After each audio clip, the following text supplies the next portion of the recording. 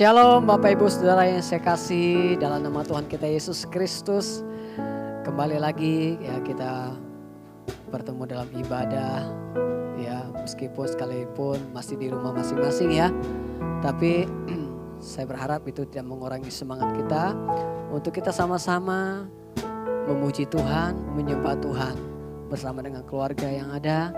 Mari ajak setiap keluarga kita untuk sama-sama beribadah, menyembah dan memuji Tuhan di rumah masing-masing ya. Besok itu kita semua berpakaian yang rapi dan kita masuk dalam hadirat Tuhan.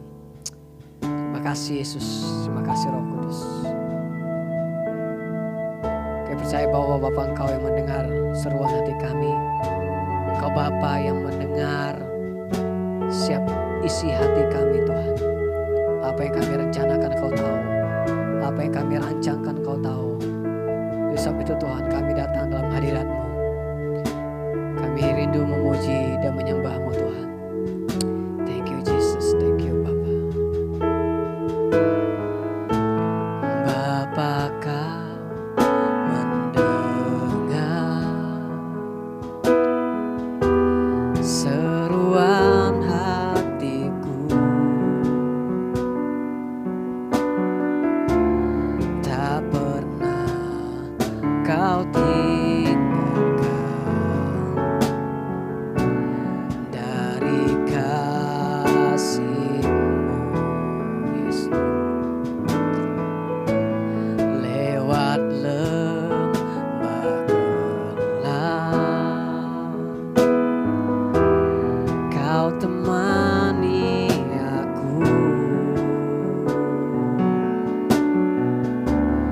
Roh-Mu bekerja selalu untuk kebaikanku, mengalir kuasa dari tempat maha tinggi.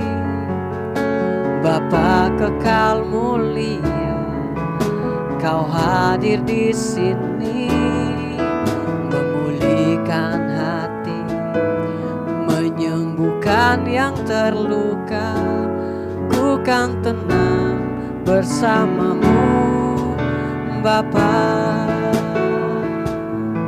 Lebih sungguh lagi kita naikkan pujian ini. Thank you Jesus. Bapa Kau mendengar seruan hatiku. Yesus. Tak pernah Kau tinggalkan dari kasih-Mu. Yesus. Thank you Jesus. Lewat lembah gelap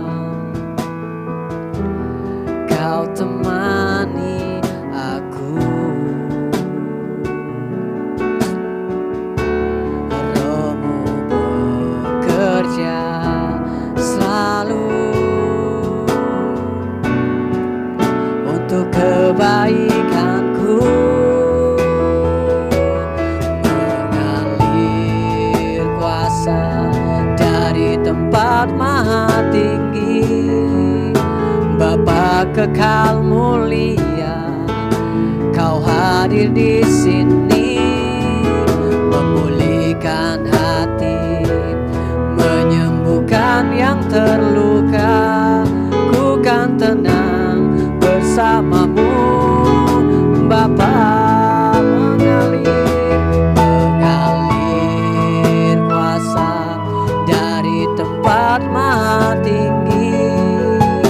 Bapa kekal mulia, Kau hadir di sini, memulihkan hati, menyembuhkan yang terluka.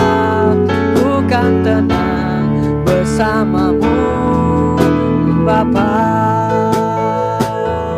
Mengalir kuasa dari tempat maha tinggi. Bapa kekal mulia, Kau hadir di sini, memulihkan hati, menyembuhkan yang terluka. Ku kan tenang bersamamu, Bapa. Mengalir kuasa dari tempat maha tinggi, Bapa kekal mulia. Kau hadir di sini, memulihkan hati, menyembuhkan yang terluka. Ku kan tenang bersamamu, Bapa. Ku kan tenang bersamamu, Bapa.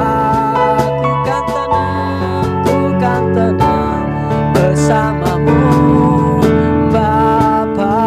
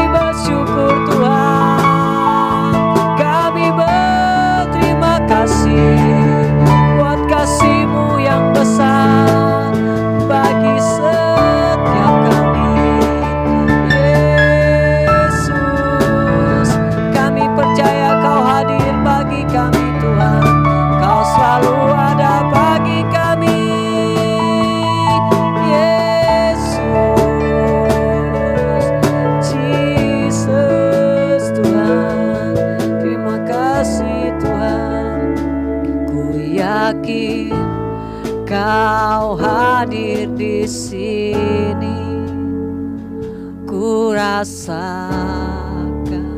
kuasa yang tak terbatas.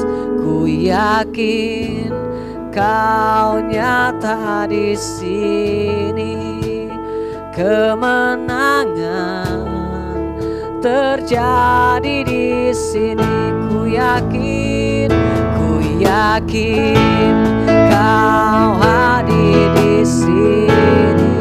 Yes Lord, ku rasakan kuasa yang tak terbatas. Ku yakin Kau nyata di sini, kemenangan terjadi di sini. Sekali lagi ku yakin Kau hadir di sini. Ku rasakan kuasa yang tak terbatas. Ku yakin Kau nyata di sini, kemenangan terjadi di sini. Kesembuhan terjadi di sini, kelepasan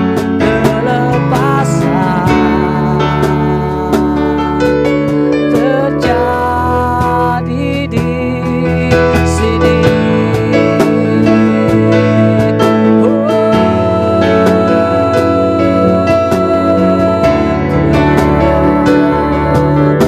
Terima kasih buat hadirat-Mu. Terima kasih buat kehadiran-Mu Tuhan bagi hidup kami.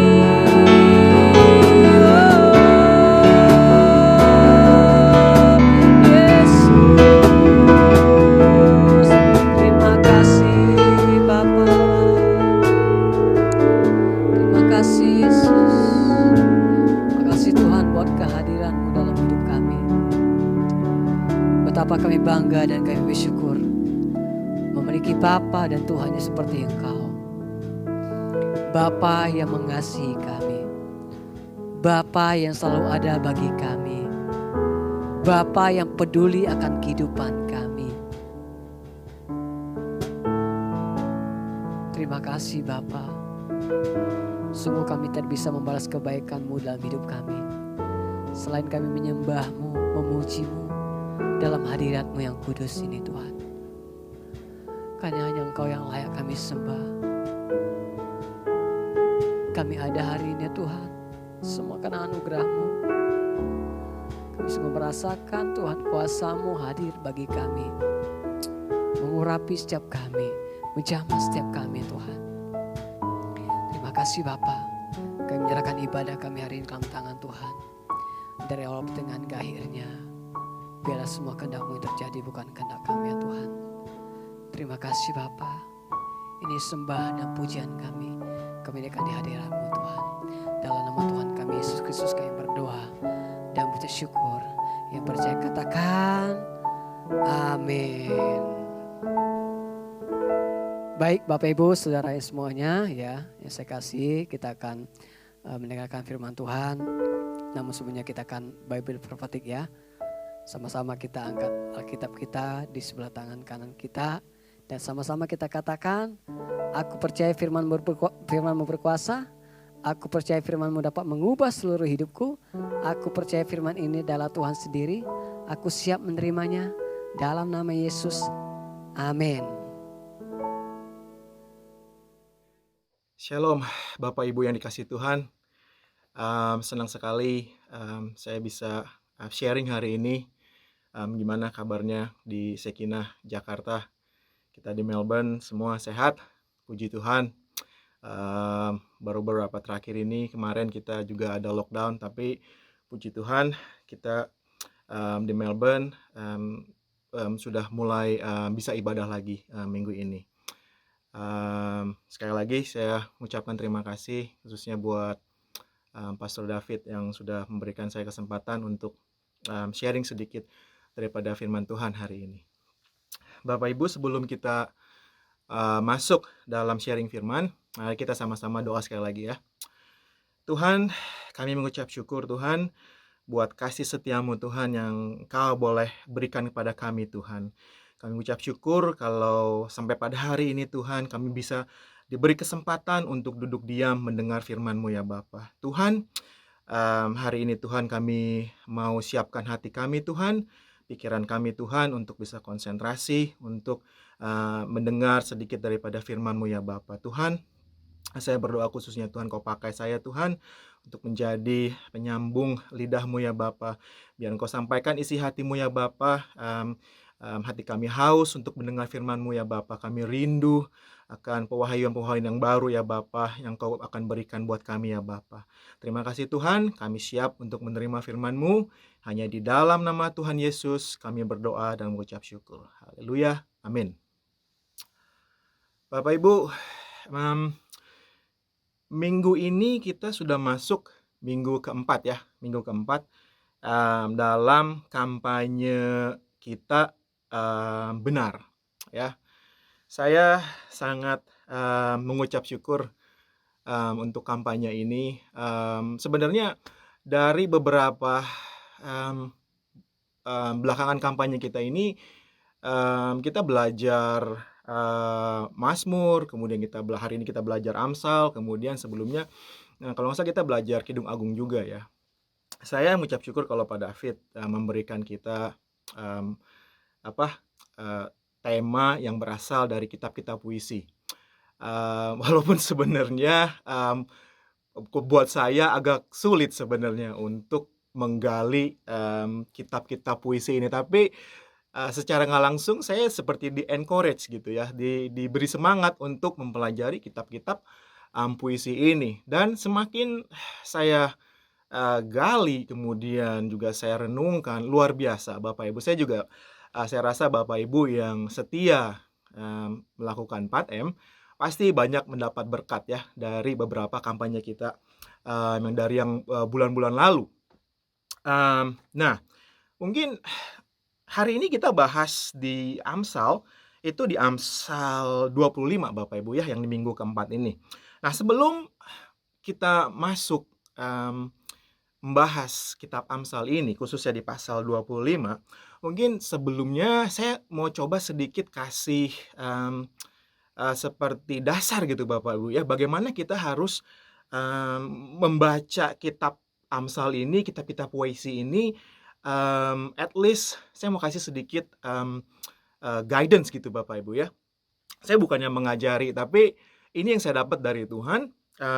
Pada saat kita baca kitab-kitab puisi ini, kita nggak bisa baca seperti membaca kitab-kitab yang lain Bapak Ibu ya. Jadi begini Bapak Ibu, jadi kitab Amsal itu adalah salah satu kitab puisi ya, kita tahu Bapak Ibu ya, termasuk ada Kidung Agung, kemudian ada Mazmur. Nah dalam kitab-kitab puisi itu, dalam penulisan gaya bahasanya itu mereka tulisannya itu banyak seperti kata-kata yang memakai metafor. Kemudian ada juga paralel. Nanti saya jelasin Bapak Ibu ya. Apa maksudnya? Kalau metafor itu jadi seperti perumpamaan gitu loh. Perumpamaan artinya seperti ini saya ambil dari terjemahannya gitu Bapak Ibu ya. Metafor itu is a figure of speech atau kata-kata kiasan that describe an object or action atau perbuatan in a way that is not literally true but helps explain an idea to make a comparison. Jadi artinya metafora itu seperti kata-kata kiasan gitu loh Bapak Ibu ya. Kata-kata kiasan yang dipakai untuk menjelaskan suatu perbuatan atau suatu objek ya. Dan tidak memberikan arti yang sesungguhnya, nggak bisa kita artiin secara hurufiah gitu Bapak Ibu ya. Nah kemudian salah satu ciri-ciri dari kitab puisi itu yang tadi saya sebut lagi adalah paralelisme.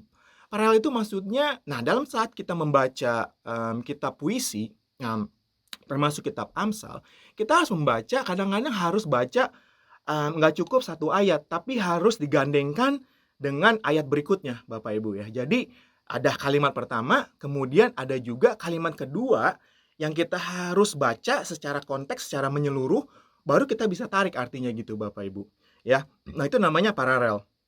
Nah kemudian dari kitab-kitab khususnya kitab Amsal ini yang hari ini akan kita bahas, kitab Amsal ini, mereka tulisannya lebih berarah seperti prinsip-prinsip, menjelaskan prinsip-prinsip kehidupan Bapak Ibu ya. Bukan ke arah janji-janji Tuhan sebenarnya. Jadi ya di sini lebih mengarah prinsip-prinsip kehidupan gitu loh ya. Nah, sebelum kita masuk lebih dalam lagi, mungkin Bapak Ibu tahu ya, apa bedanya antara janji dengan prinsip. Ya, misalnya kalau janji Tuhan itu jelas Bapak Ibu ya. Janji Tuhan itu misalnya kalau barang siapa yang percaya akan nama Tuhan Yesus, dia akan diselamatkan. Itu janji Tuhan, ya kan? Pada saat engkau mengucap, mengaku dengan mulut, dengan lidah, kemudian di dalam hati, kemudian setelah itu engkau akan diselamatkan. Itu adalah janji Tuhan. Itu janji yang kondisional sebenarnya Bapak ya. Kalau kamu mengaku, maka engkau akan diselamatkan. Kemudian ada juga janji Tuhan yang unconditional. Sebenarnya apapun yang kamu lakukan, janji itu akan tetap digenapi sama Tuhan. Contohnya apa Bapak Ibu ya? Contohnya di Ibrani 13 ayat 5. Sekali-sekali aku tidak akan meninggalkan kamu. Itu janji Tuhan. Ya, kemudian juga di Ulangan ya, I will be your God and you will be my people. Sampai kapanpun Tuhan akan menjadi Tuhan kita dan kita adalah menjadi umat Dia. Kemudian juga yang ini yang paling terkenal di Yesaya 46 ayat 4, sampai masa tuamu aku tetap Dia. Itu adalah janji Tuhan yang tidak berubah. Nah, itu janji Bapak Ibu ya. Nah, satu lagi. Tadi saya bilang, kalau satu lagi namanya prinsip. Prinsip itu bukan janji Bapak Ibu ya. Prinsip itu ya prinsip aja gitu loh ya. Contohnya apa prinsip? Prinsip itu contohnya hemat pangkal kaya. Ya bener kan ya, kadang-kadang tapi banyak juga orang udah hemat tapi nggak kaya-kaya gitu ya. Kemudian rajin pangkal pinter. Ada juga orang yang rajin tapi nggak pinter-pinter. Tapi itu adalah prinsip-prinsip kehidupan Bapak Ibu ya. Nah kalau begitu kita mulai ngerti. Kita sekarang boleh mulai masuk sedikit ada dasar begitu ya Bapak Ibu ya untuk membaca kitab Amsal Bapak Ibu. Ya, kitab Amsal ini luar biasa. Saya sangat terberkati. Dari hari pertama saya baca renungan ini, waduh, ini seperti saya menggali permata di dalam apa ya, dalam tanah gitu ya. Tiap kali digali-gali keluar, oh iya ini pengertiannya luar biasa. Contohnya apa Bapak Ibu ya? Kalau kita bicara masalah prinsip, saya ambil contoh satu. Hari ini kita baca di Amsal 25 Bapak Ibu ya. Saya langsung lompat ke Amsal 25 ayat 16. Contoh prinsip apa yang kita temukan di Amsal ini? Di ayat 16 saya bacain ya. Kalau engkau mendapat madu, makanlah secukupnya dan jangan sampai engkau terlalu kenyang dengan itu lalu memuntahkannya. Jadi jelas banget ya. Kalau kita makan, ya jangan banyak-banyak gitu loh.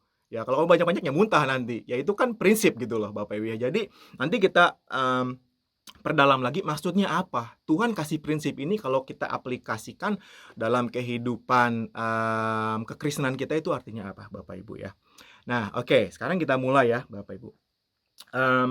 Di Amsal 25 ini ya, kalau saya boleh bagi itu sebenarnya saya bisa bagi 3 sih sebenarnya Bapak Ibu. Ada 3 bagian. Ada 3 prinsip yang kalau saya dapat waktu saya membaca kitab Amsal 25 ini. Saya nggak akan bahas sampai detail per ayat, tapi mungkin saya kasih gambarannya aja Bapak Ibu. Saya akan coba yang pertama itu, prinsip yang pertama.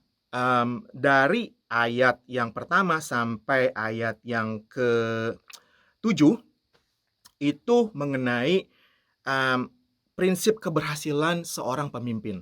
Ya, nanti saya akan coba bahas per ayat Bapak Ibu ya. Kemudian di bagian kedua itu saya mendapatkan itu ada prinsip masih tentang pemimpin. Itu bagaimana seorang pemimpin itu harus menjaga perkataan, ya. Kemudian itu di ayat 8 sampai 15 Bapak Ibu ya. Kemudian di bagian berikutnya bagaimana seorang pemimpin terus bisa menguasai diri, ayat 16 sampai 28. Kenapa saya dapatnya Amsal 25 ini mengenai lebih banyak arah pemimpin Bapak Ibu ya. Kita baca langsung aja Bapak Ibu. Saya langsung baca di ayat yang pertama ya. Amsal 25 ayat 1. Demikianlah firman Tuhan. Juga ini adalah Amsal Salomo yang dikumpulkan pegawai Hizkia Raja Yehuda. Ya. Jadi di ayat pertama ini ditulis bahwa Amsal ini rupanya koleksi dari tulisan yang dikoleksi sama Raja Salomo. Kemudian dikumpulin lagi sama Raja Hizkia. Ya. Begitu. Jadi saya mengambil kesimpulan bahwa ini memang ya puisi-puisinya si Raja Salomo sebagai pemimpin, dia mendapat banyak hikmat, kemudian juga banyak mendapat pengertian sebagai pemimpin, bagaimana dia sebagai raja, sebagai pemimpin memerintah bangsa Israel pada waktu itu. Jadi begitu Bapak Ibu ya. Nanti kita bisa lihat lagi lebih dalam lagi. Nah, kita langsung masuk ke ayat yang kedua dan ketiga. Nah, tadi saya bilang kalau kita baca kitab puisi Bapak Ibu ya, itu ada paralelnya gitu loh. Jadi paralelisme. Jadi kita harus baca, jangan baca satu ayat kemudian kita renungin, kemudian baca lagi satu ayat lagi renungin, jangan Bapak Ibu. Jadi kita harus lihat itu, kita harus bisa lihat 2 ayat sekaligus, terus kita coba cari maknanya apa begitu Bapak Ibu ya. Kita doa sama Tuhan, minta pewahyuan. Nah, coba kita baca di ayat yang kedua dan ketiga Bapak Ibu ya. Saya baca ya. Kemuliaan Allah ialah merahasiakan sesuatu, tetapi kemuliaan raja ialah menyelidiki sesuatu. Wow. Kemudian di ayat ketiga, seperti tingginya langit dan dalamnya bumi, demikianlah hati raja-raja tidak terduga. Kira-kira apa artinya Bapak Ibu? Ya. Di sini di ayat 2 bilang, Allah itu merahasiakan sesuatu. Dan itu hak-haknya Allah untuk merahasiakan apa yang dia lakukan. Ya, kita nggak bisa, kita nggak bisa tahu dan kita nggak perlu tahu sebenarnya apa yang rahasia Allah gitu sebenarnya. Banyak contohnya Bapak Ibu ya. Saya seringkali ditanya dalam pendalaman Alkitab, orang seringkali saya ditanya, Gimana sih kok kalau misalnya kita nanti di surga, umur kita berapa ya kira-kira? Waduh, saya bilang saya nggak tahu. Di Alkitab nggak ditulis. Kemudian kira-kira nanti kalau di surga, kalau kita kira kita tinggal di mana ya gitu ya? Apa bener itu nanti kita tinggal di istana apa di gimana gitu loh. Waduh, saya bilang saya nggak tahu sih cara persisnya gimana. Itu adalah suatu, rahasia sih buat kita sebenarnya Bapak Ibu dan ya sebenarnya kita nggak perlu tahu lah gitu loh. Ya, dan memang Tuhan ada banyak rahasia-rahasia yang Tuhan belum singkapkan gitu loh. Nanti pada saat kita ketemu sama Dia, Dia baru singkapkan gitu loh Bapak Ibu ya. Nah, kemudian apa hubungannya dengan raja-raja? Di sini dibilang, "Tapi kemuliaan raja-raja ialah menyelidiki sesuatu." Ya, kemudian seperti tingginya langit dan dalamnya bumi, demikianlah hati raja-raja tidak terduga. Jadi maksudnya begini Bapak Ibu, seorang raja di sini diumpamakan, dimetaforakan seperti, apa ya, kemuliaannya seorang Tuhan gitu loh. Ya bukan berarti dia Tuhan, tapi seorang raja, ya dia bilang kalau yang dirahasiakan, tugas raja adalah menyelidiki segala sesuatu. Artinya apa? Seorang raja, dia harus menguasai daerahnya. Dia harus menguasai medannya. Segala sesuatu dia harus tahu. Kalau ada yang nggak tahu, dia harus selidiki, Bapak Ibu. Ya, itu seorang raja itu harus punya hikmat yang bisa menyelidiki apa yang menjadi rahasia gitu loh, Bapak Ibu ya. Ya, nah tugas raja adalah minta hikmat sama Tuhan supaya dia bisa menyelidiki segala sesuatu, supaya dia bisa menguasai medannya, supaya dia bisa menguasai wilayahnya, ya. Nah, habis itu dibilang di ayat ketiga, seperti tingginya langit dan dalamnya bumi, demikianlah hati raja-raja tidak terduga. Artinya apa? Hati atau pikiran seorang raja itu nggak bisa terduga dengan orang-orang yang dipimpin oleh dia. Artinya apa, Bapak Ibu? Seorang raja itu jangan seringkali dia punya informasi sama seperti Tuhan tadi ya. Dia punya informasi, jangan terlalu mengumbar informasi gitu loh Bapak Ibu. Ada hal-hal yang perlu dia simpan buat dia sendiri ya, yang nggak perlu dikasih tahu orang. Itu it's okay. Itu adalah salah satu karakter pemimpin bagaimana dia harus bisa apa ya, menguasai medan wilayah, kemudian juga dia harus pandai menyimpan rahasia. Dalam arti yang positif Bapak Ibu ya. Ada sesuatu yang harus dia memang, udahlah kamu nggak perlu tahu dulu, pokoknya tahu beres. Aku tahu bisa selidiki semua, kamu tahu beres. Kamu jangan banyak nanya lah, gitu loh. Ya itu salah satu karakter pemimpin Bapak Ibu ya, yang baik sebenarnya ya. Dia bisa menyimpan rahasia dengan baik. Nah, saya jadi teringat waktu saya bahas ini di Matius 7 ayat 6. Ya, Matius 7 ayat 6, firman Tuhan bilang begini, "Jangan kamu memberikan barang yang kudus kepada anjing dan jangan kamu melemparkan mutiaramu kepada babi, supaya jangan diinjak-injak dengan kakinya lalu ia berbalik mengoyak kamu." Ya.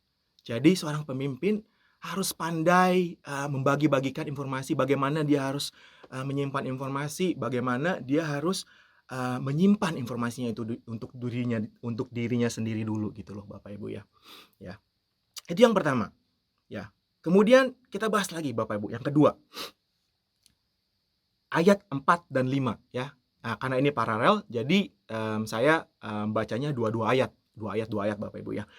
Ayat 4, "Sisihkanlah sangga dari perak, maka keluarlah benda yang indah bagi pandai emas." Ya, kemudian ayat 5-nya, "Sisihkanlah orang fasik dari hadapan raja, maka kokohlah tahtanya oleh kebenarannya." Ayat 4 itu metafora, Bapak Ibu. Metafora, jadi artinya sisihkanlah sangga dari perak. Jadi buang sangga itu dari perak. Kemudian baru keluarlah benda yang indah. Dia bilang gitu ya. Kemudian sama juga seperti diumpamakan dengan sisihkanlah orang fasik dari hadapan raja. Ya, keluarin orang-orang fasik dari hadapan raja. Maka kokohlah tahtanya oleh kebenaran. Maksudnya apa? Begini Bapak Ibu. Ya. Seorang pemimpin, dia harus pandai memilih orang yang dekat dengan dia. Bapak Ibu ya. Dia harus pintar bergaul dengan orang-orang yang baik. Maksudnya gitu Bapak Ibu ya, kurang lebih. Jadi jangan dia bergaul dengan orang-orang yang gak benar, kalau seorang pemimpin mendapat penasehat atau bergaul dengan orang-orang yang benar, ya kepemimpinannya tidak akan lama, Bapak Ibu ya. Contohnya apa, Bapak Ibu? Di Alkitab kita tahu di satu Raja-Raja, satu Raja ayat 12 ayat 10 itu tentang Yerobeam ya, anaknya daripada Salomo pada saat dia menjadi raja. Apa yang terjadi? Pada saat itu Bapak Ibu ingat ya, di satu Raja-Raja 12 itu rakyat menghadap raja. Dia bilang, aduh raja tolong, ini beban kita ini udah nggak ketolongan lagi, kita udah nggak sanggup.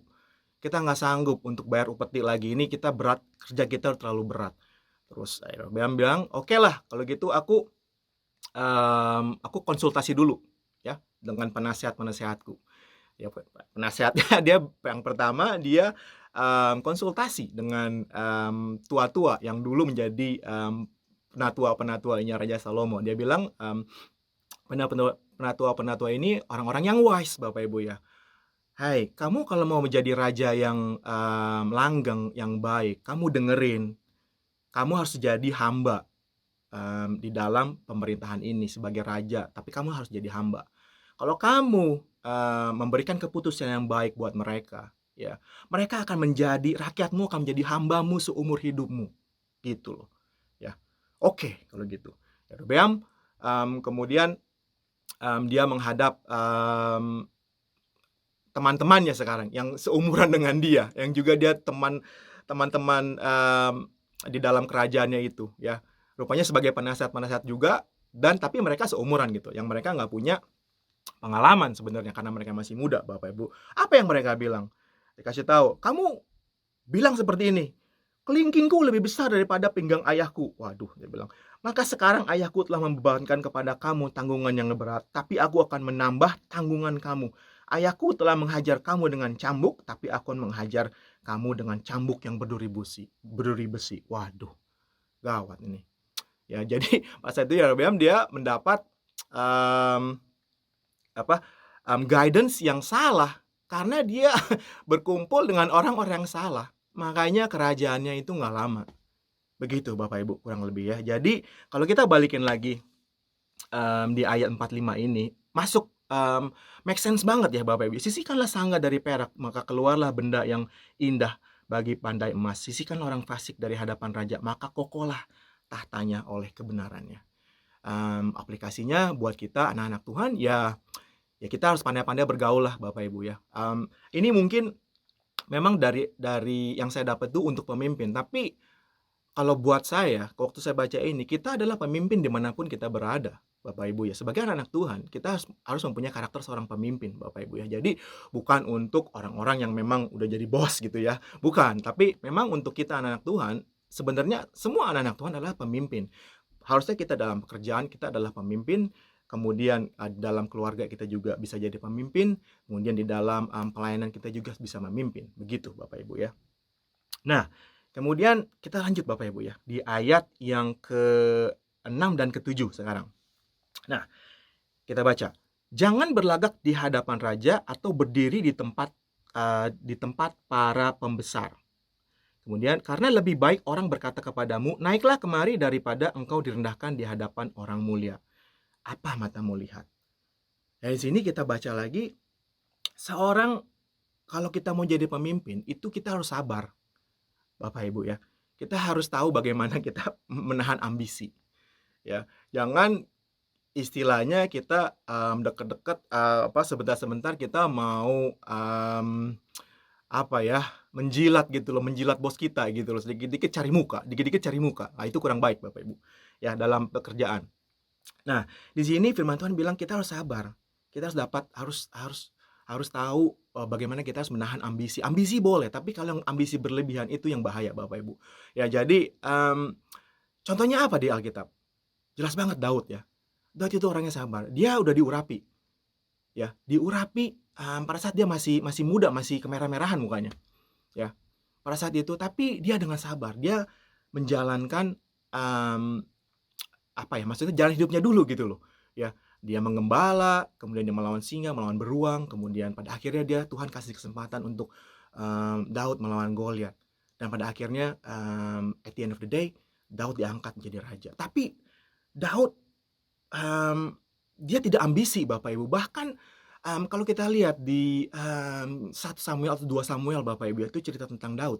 Bagaimana dia dikasih kesempatan ya untuk membunuh Saul. Ya, waktu di gua itu loh. Dia nggak mau. Ya. Kalau dia punya ambisi, udah dibunuh. Itu si Saul udah dibunuh sampai, tapi dia menghormati, aku tidak akan menyentuh orang yang diurapi Tuhan. Ya. Itu bagaimana dia punya karakter seorang pemimpin yang bisa menahan ambisi, yang bisa sabar gitu, Bapak Ibu ya. Tunggu waktunya gitu. Nah, jadi itu yang bagian pertama, Bapak Ibu ya. Dari bagian pertama itu kita banyak belajar dari Amsal ini, dari ayat 1 sampai 7 itu bagaimana kesuksesan atau keberhasilan seorang pemimpin. Ya, yang pertama tadi kalau boleh saya ulang, seorang pemimpin itu harus mengetahui medannya, harus bisa menyelidiki medannya. Dia tahu gitu loh. Semua informasi yang ada di wilayahnya tuh ada di balik tangannya. Dia tahu langsung gitu loh. Dia menguasai medan. Kemudian yang kedua, dia itu nggak gampang menyebarkan informasi, Bapak. Dia pandai menyimpan rahasia. Kalau sesuatu yang nggak bisa, yang tidak harus dikasih tahu kepada orang lain, dia bisa simpan gitu loh, untuk kebaikan wilayahnya, untuk kebaikan dia gitu loh, Bapak Ibu ya, untuk kebaikan kerajaannya atau untuk kebaikan kepemimpinannya begitu, Bapak Ibu ya. Nah, kemudian yang kedua, seorang pemimpin juga harus bisa pandai memilih orang yang dekat dengan dia. Begitu, Bapak Ibu ya. Kemudian yang ketiga, seorang pemimpin dia harus bisa sabar dan menahan ambisi. Ya, seperti Daud. Nah, kemudian ini saya nggak akan bahas lebih jauh lagi karena ini bisa makan banyak waktu, Bapak Ibu. Tapi saya kasih garis besarnya, Bapak Ibu. Nanti Bapak Ibu bisa coba selidiki sendiri masing-masing ya di rumah. Yang prinsip yang kedua itu di ayat 8 sampai 15. Coba Bapak Ibu praktekkan. Nanti coba dilihat artinya per dua ayat Bapak Ibu. Nanti situ kita bisa lihat ada garis merahnya, kita bisa tarik, oh artinya itu begini gitu loh ya. Saya ambil summary-nya aja. Kalau di ayat 8 sampai 15 itu mengenai prinsip menjaga perkataan ya. Saya ambil contoh satu di ayat 21 sampai di ayat 11 Bapak Ibu, sampai ayat 11 dan 12 ya. Ayat 11 dan 12 demikian firman Tuhan. Perkataan yang diucapkan tepat pada waktunya adalah seperti buah apel emas di pinggan perak. Kemudian ayat 12, teguran yang bijak adalah seperti cincin emas dan hiasan kencana untuk telinga yang mendengar. Jadi kembali ini pasangan ayatnya, ayat 11 dan 12 ya. Kalau perkataan diucapkan tepat pada waktunya, perkataan apa? Pujian misalnya ya. Itu seperti buah apel di pinggang perak. Kemudian teguran orang bijak adalah seperti cincin yang emas. Jadi teguran juga bisa sesuatu yang baik, nggak cuma pujian, Bapak Ibu ya. Jadi artinya apa? Di dalam prinsip kepemimpinan, seorang pemimpin itu harus bisa dia menjaga perkataannya ya. Ya, dia tidak mudah menuduh. Nanti di sini juga Bapak Ibu bisa baca. Kemudian dia bisa memberikan kata-kata positif ya kepada timnya atau kepada orang-orang di sekitarnya. Kemudian juga dia bisa memberikan pujian. Pujiannya itu bukan pujian yang muluk-muluk, yang dibuat-buat, tapi pujian yang murni ya. Kemudian juga seorang pemimpin juga bisa menegur tapi dengan baik, teguran yang membangun, Bapak Ibu ya. Itu yang pentingnya. Di sini kita lihat firman Tuhan, teguran orang bijak adalah seperti cincin emas. Jadi teguran itu sebenarnya adalah sesuatu yang berharga. Ya, saya udah banyak ngalami. Dulu waktu saya belum mengenal Tuhan dengan sungguh-sungguh, tiap kali ditegur orang maunya marah-marah, Bapak Ibu ya. Tapi setelah saya mengerti firman, teguran itu adalah sesuatu yang berharga buat kita, masukan ya. Memang seringkali ada teguran yang suka ngeselin sih memang ya, Bapak Ibu. Tapi kita harus ambil positifnya, Bapak Ibu. Seorang menegur itu, apalagi kalau yang menegur itu dari atasan kita, harus seorang pemimpin yang baik. Pada saat dia menegur, itu untuk kebaikan kita, Bapak Ibu ya. Makanya di Amsal ini cocok banget. Teguran itu adalah emas, Bapak Ibu. Adalah sesuatu yang harus kita rangkul sebenarnya Bapak Ibu ya. Begitu Bapak Ibu ya. Nah, kemudian prinsip yang ketiga, Bapak Ibu. Prinsip yang ketiga itu mengenai penguasaan diri. Bagaimana seorang pemimpin harus bisa menguasai diri, Bapak Ibu ya. Itu ada di ayat di 16 sampai 28 ya. Kembali saya nggak akan bahas lagi secara menyeluruh. Nanti bisa Bapak Ibu bisa coba gali sendiri ya. Baca ayat per ayat, dua ayat, coba tarik kesimpulannya apa gitu ya. Contohnya apa? Di ayat 16 penguasaan diri itu seperti apa? Kalau engkau di ayat 16, kalau engkau mendapat madu, makanlah secukupnya. Jangan sampai engkau terlalu kenyang. Dengan itu lalu memuntahkannya. Ini jelas banget. Jadi maksudnya kita harus punya penguasaan diri. Kalau kita melakukan sesuatu yang berlebihan, ya contohnya di sini makan, ya kita pasti muntah gitu loh ya. Jadi segala sesuatu itu kita harus bisa kontrol, Bapak Ibu ya. Kemudian ini yang bagus lagi di ayat 21 dan 22. Jikalau seterumu lapar, berilah dia makan roti. Dan jikalau ia dahaga, berilah dia minum air. Karena engkau akan menimbun bara api di atas kepalanya. Dan Tuhan akan membalas itu kepadamu. Ya, ayat 21 dan ayat 22. Ayat 21 bilang, kalau musuh kamu lapar, kasih dia makan. Haus, kasih dia minum. Artinya apa? Balas kejahatan dengan kebaikan. Itu salah satu karakter seorang pemimpin. Artinya dia menguasai diri. Walaupun dia sebenarnya bisa ya untuk membalas kejahatan itu dengan kejahatan ya, tapi dia bisa menguasai diri. Dia bisa membalas kejahatan dengan kebaikan. Begitu contohnya Bapak Ibu. Nah, nanti Bapak Ibu coba baca lagi, banyak sekali prinsip-prinsip kebenaran hidup yang bisa kita terapkan dalam kehidupan kita sebagai anak-anak Tuhan ya. Saya ingatkan di sini, memang saya pakai kata-kata pemimpin karena ini dari Amsal Salomo. Salomo sebagai raja, dia seorang pemimpin. Tapi kembali, kita anak-anak Tuhan adalah juga pemimpin. Jadi kita bisa praktekkan semuanya. Begitu Bapak Ibu ya. Semoga firman Tuhan yang singkat ini bisa memberkati Bapak Ibu. Saya mau mengundang semua Bapak Ibu juga terus 4M setia dalam menggali firman Tuhan ya. Saya dalam menggali firman Tuhan seperti ini, saya udah banyak dapat berbagai macam tadi ya, seperti permata gitu. Saya menggali, saya dapat ini, gali lagi sini, dapat ini. Aduh, jadi seperti ketagihan lama-lama Bapak Ibu ya. Jadi firman Tuhan itu luar biasa ya. Kita harus mengucap syukur Bapak Ibu. Kita di Australia, di Indonesia ya, Alkitab boleh maksudnya ada di mana-mana. Kita gampang dapat Alkitab. Di negara-negara lain sangat sulit Bapak Ibu ya. Mungkin di negara-negara Timur Tengah, kemudian ada daerah-daerah China juga, mungkin mereka sulit untuk mendapatkan Alkitab. Jadi kalau kita punya Alkitab maupun di iPad ya, kita harus mengucap syukur sama Tuhan. Kita harus pakai Alkitab. Kita harus baca Alkitab Bapak Ibu ya. Oke, kalau gitu saya tutup aja sampai sini. Semoga ini menjadi berkat buat Bapak Ibu. Berikutnya saya tutup aja langsung dalam doa ya. Terima kasih Tuhan buat firman-Mu pada hari ini Bapa.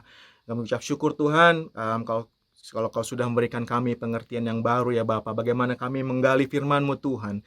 Tuhan, berikan kami hati yang lebih haus lagi Tuhan. Hari demi hari kami boleh haus terus akan firman-Mu ya Bapa. Supaya Engkau boleh menyatakan firman-Mu Tuhan. Kau menyatakan isi hati-Mu kepada kami Tuhan lebih lagi ya Bapa. Tuhan, saya berdoa khususnya Tuhan untuk jemaat Shekinah Tuhan yang ada di Jakarta ya Bapa.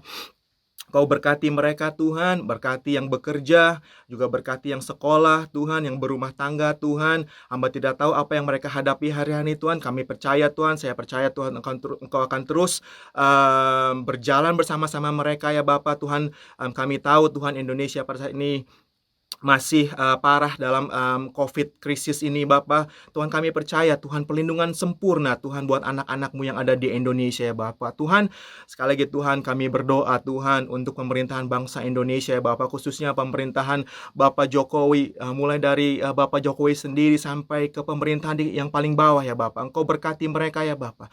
Tuhan, biar Engkau yang membawa bangsa ini keluar daripada krisis ini secepat mungkin Tuhan. Keluar daripada krisis COVID ini dengan baik ya Bapa. Engkau pulihkan juga perekonomian bangsa kami Tuhan. Tuhan, sekali lagi Tuhan kami mau serahkan bangsa kami Tuhan, bangsa Indonesia ke dalam tangan-Mu saja ya Bapa. Terima kasih Yesus. Tuhan, hamba juga mau berdoa Tuhan untuk Pastor David Tuhan, beserta keluarga Tuhan. Kau berkati pekerjaan dia Tuhan, Kau berkati pelayanan dia Tuhan, dimanapun dia melayani Tuhan, Kau berkati dia Bapa. Kau pakai dia lebih dahsyat lagi Tuhan, makin hari Tuhan, Kau pakai dia untuk kemuliaan-Mu lebih lagi ya Bapa. Tuhan, hamba mau serahkan juga semuanya ke dalam tangan-Mu saja ya Bapa, untuk setiap pemimpin-pemimpin-Mu yang ada di Indonesia Tuhan, Shekinah leaders yang ada di Jakarta Tuhan, maupun yang ada di Melbourne ya Bapa, dan di Singapura Tuhan. Kami mau serahkan semuanya hanya ke dalam tangan-Mu saja ya Bapa. Kau berkati Tuhan jemaat kami Tuhan yang di Jakarta, di Singapura, dan di Melbourne. Terima kasih Tuhan Yesus.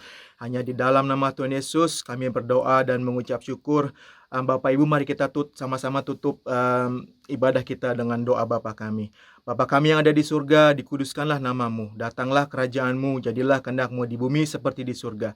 Berikanlah kami pada hari ini makanan kami yang secukupnya, dan ampunilah kami akan kesalahan kami, seperti kami juga mengampuni orang yang bersalah kepada kami. Dan janganlah membawa kami ke dalam pencobaan, tapi lepaskanlah kami daripada yang jahat, karena Engkaulah yang punya kerajaan dan kuasa dan kemuliaan sampai selama-lamanya. Mari kita sama-sama angkat tangan kita untuk doa berkat. Tuhan memberkati engkau dan melindungi engkau. Tuhan menyinari engkau dengan wajah-Nya dan memberi engkau kasih karunia. Tuhan menghadapkan wajah-Nya kepadamu dan memberi engkau damai sejahtera. Biarlah berkat dari Allah Bapa, kasih daripada Yesus Kristus, persekutuan dengan Roh Kudus bersama-sama dengan saudara dan saya, mulai hari ini sampai kedatangan Tuhan Yesus yang kedua kalinya dan sampai selama-lamanya. Amin. Selamat hari Minggu. Tuhan memberkati.